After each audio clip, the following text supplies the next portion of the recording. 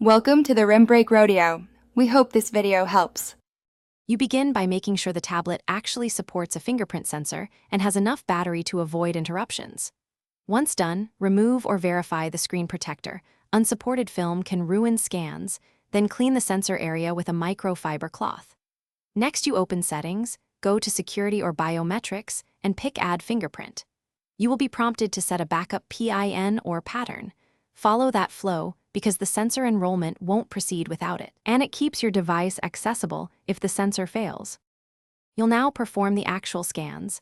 Place the same finger steady and centered on the sensor, using gentle continuous pressure. Too light or too hard reduces quality. Follow the on-screen prompts. Lift and reposition your finger slightly between touches so the algorithm captures the center, edges, and rotation of the pad. Repeat as requested until the meter reaches completion. It often asks for different angles to map the ridge patterns. Make sure the finger is dry and free of lotion. Moisture will distort the read.